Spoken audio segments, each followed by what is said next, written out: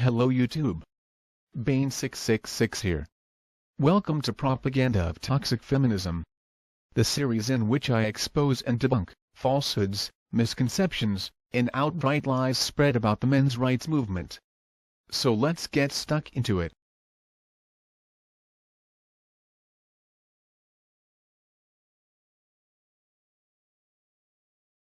Okay folks, let's start with an article called, Scary Side of Men's Activism. Oh boy, let me guess, Freddy Krueger is now an EMRA. Well, I guess it would be as believable as Elliot Rodger. But let's see what the article has to say. For some reason when you say men's rights activism to people who aren't familiar with the term, they think it is something good and not something crazy and terrifying.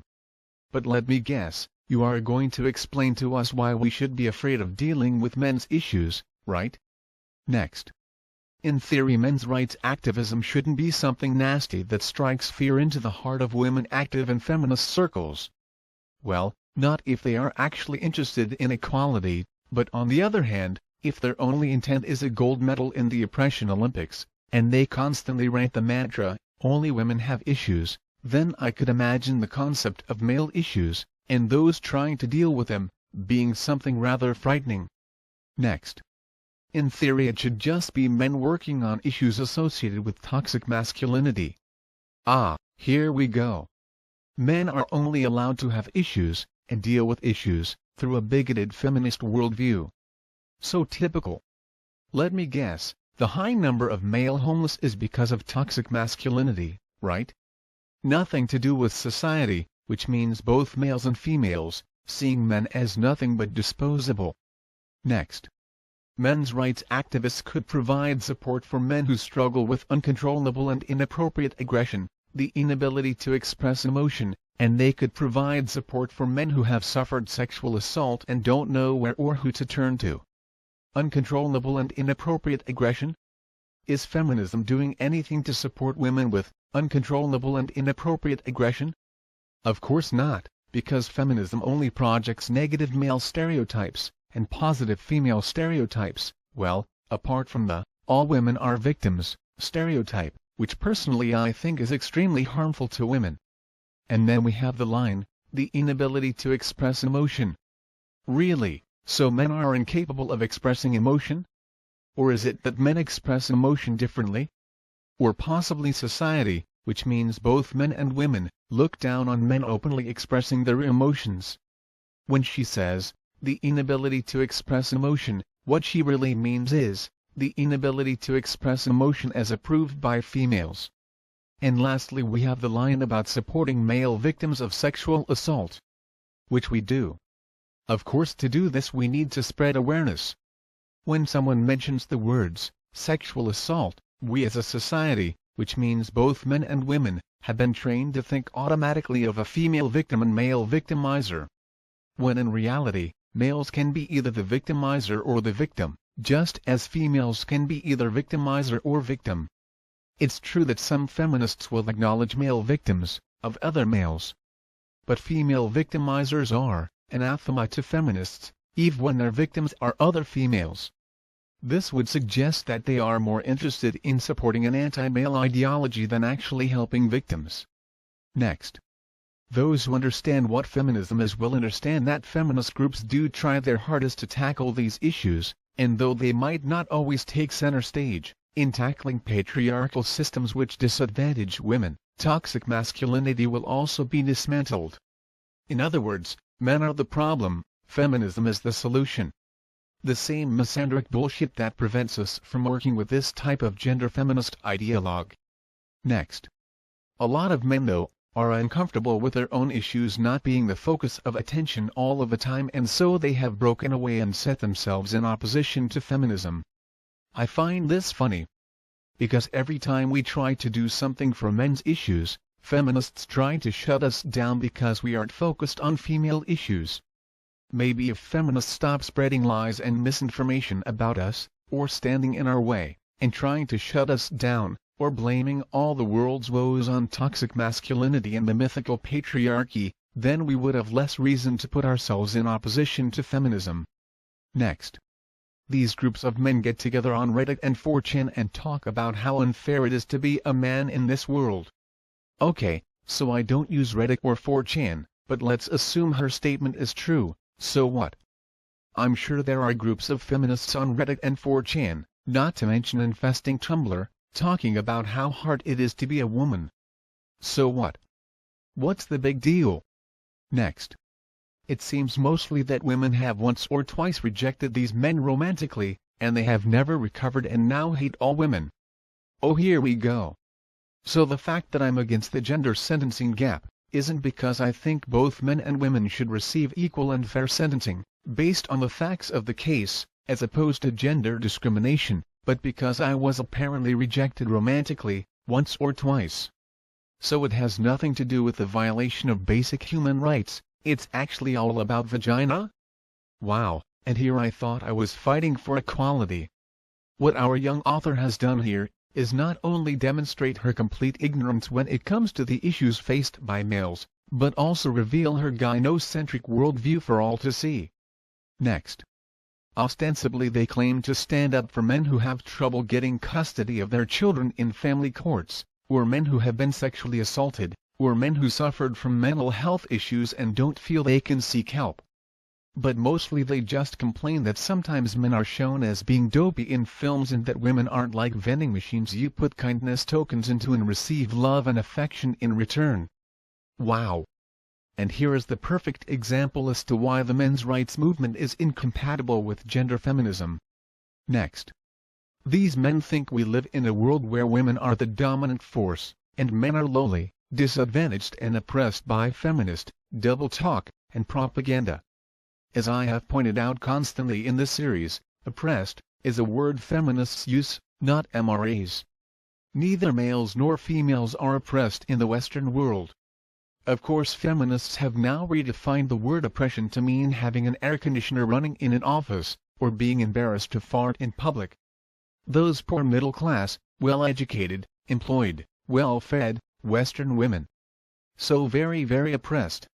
Maybe people in the third world could take up a collection for them. Next. These are the kind of men who boycotted Mad Max, Fury Road, because there were too many strong women in it. Oh boy. Not this again. That article was an opinion of one individual, who is not an EMRA, and the article appeared on a pickup artist site, not a men's rights site. I know of no EMRAs who boycotted Mad Max, and we most definitely didn't boycott it as a group. On the other hand, feminists lost their shit over one scene in one episode of Game of Thrones. Alright, so, but those wonderful strong women have really had a rough season. This season, and some of the fans have reacted negatively, some have reacted really positively. So our question is, I guess mostly directed at the showrunners, and is, will season 6 more overtly address and complicate these criticisms by showing them as the pitfalls of patriarchy, rape culture, and other forms of oppression? Thanks. Yes. Funny, isn't it? Hundreds of male characters killed, or tortured, or castrated, and not a peep from feminists. Yet something bad happens to Sansa, and it's suddenly the end of the world. Here's a tip to feminists: if you want female characters to be treated like male characters, that means both good and bad shit is going to happen to them. If you are going to lose your minds every time something bad happens to a female character, then you aren't really interested in both males and females being portrayed equally, nor are you interested in good character or story development. Next. For the most part, men's rights activism on the internet is just whiny and pathetic, but sometimes it gets scary. There are frightening levels of entitlement that show up in these forums, with men talking about how they will get revenge on all of the women who have spurned them. Really? No examples I see. And how do we know these men, as she calls them, are men's rights activists?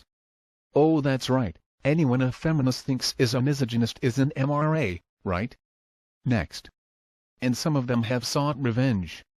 For example, last year in Santa Barbara, Elliot Rodger wrote a 100-page manifesto on what the world should do to women and then went out to shoot up a sorority.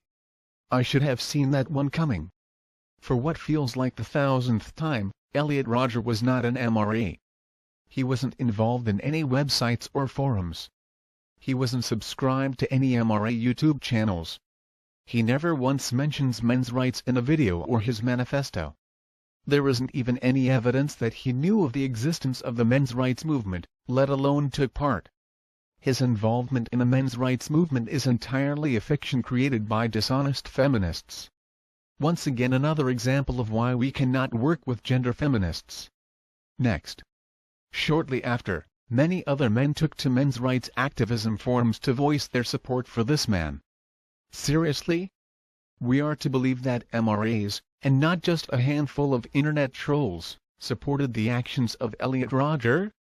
Citation needed. Next.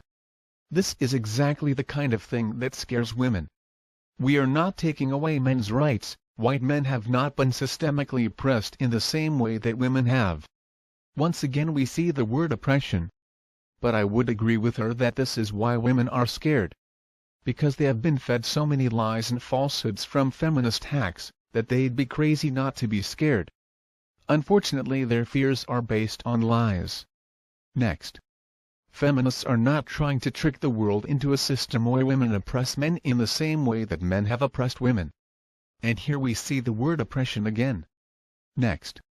Seeing men work themselves up into a frenzy about women saying no to them and getting halfway decent roles in movies is not only annoying but terrifying. My head, I'd be scratching while my thoughts were busy hatching if I only had a brain. How are women supposed to live their lives when the lines they can overstep are so close together? If men want to have their own spaces where they focus on issues that pertain directly to men, that is totally fine, but these spaces don't need to be an attack on women. The problem is, feminists actively try to prevent us from having those spaces. Next. What men, white men in particular, need to remember when they think their rights are in jeopardy is that the world literally exists as a space for them, a space that sticks up for their rights, and women trying to get a slice of the pie is hardly going to ruin their lives. Her ignorance is unbelievable. She has no real concept of men's issues, or the men's rights movement. She only sees the men at the top, ignoring those on the bottom that support the system, and is only capable of seeing herself as an oppressed victim. How sad and pathetic. There is a quote from Sheldon Kopp which sums this type of feminist up perfectly. It goes. There is the image of a man who imagines himself to be a prisoner in a cell. He stands at one end of the small, dark, barren room, on his toes, with arms stretched upward, hands grasping for support onto a small, barred window, the room's only apparent source of light.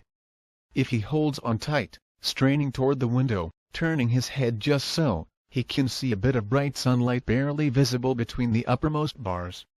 This light is his only hope. He will not risk losing it. And so he continues to staring toward that bit of light, holding tightly to the bars. So committed is his effort not to lose sight of that glimmer of life-giving light, that it never occurs to him to let go and explore the darkness of the rest of the cell. So it is that he never discovers that the door at the other end of the cell is open, that he is free.